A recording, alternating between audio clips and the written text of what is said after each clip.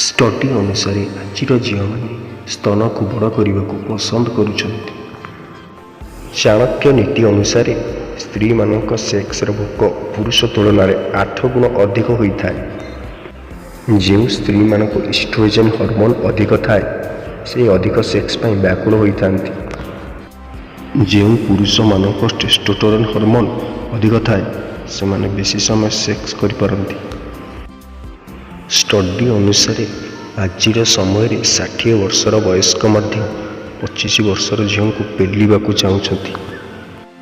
ଆମେରିକାରେ 70ରୁ 80 ବୟସର ବୁଢ଼ାମାନେ ୟଙ୍ଗ ଝିଅଙ୍କ ସହ ଲିଭ୍ ଇନ୍ ରିଲେସନ୍ରେ ରହୁଛନ୍ତି। ଷ୍ଟଡି ଅନୁସାରେ ଯେଉଁ ଝିଅମାନଙ୍କ ଯୋନି ଲାଲ ହୋଇଥାଏ ପୁରୁଷମାନେ ତାଙ୍କୁ ବେଶୀ ପସନ୍ଦ କରିଥାନ୍ତି। ଯେଉଁ ଝିଅଙ୍କ ଯୋନି ଲାଲ ହୋଇଥାଏ ପୁରୁଷମାନେ ତାଙ୍କୁ ଦେଖିବା ମାତ୍ରେ ଚାଟିଥାନ୍ତି।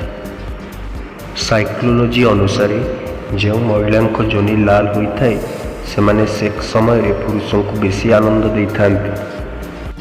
ସାଇକୋଲୋଜି କହିଥାଏ ଯେ ଯେଉଁ ଝିଅଙ୍କ ଯୋନି ଲାଲ ହୋଇଥାଏ ପୁରୁଷମାନେ ପେଲିବା ପୂର୍ବରୁ ଯୋନିକୁ 10 ମିନିଟ୍ ଚାଟିଥାନ୍ତି।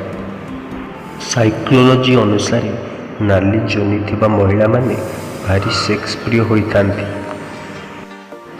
ଯେଉଁ ମହିଳାଙ୍କ ନାଲି ଯୋନି ହୋଇଥାଏ ତେବେ ଯଦି ପୁରୁଷ ପ୍ରଥମେ ଯୋନିକୁ ଜିଭରେ ଚାଟେ ସେ ଖୁସିରେ ପାଗଳି ହୋଇଯାନ୍ତି।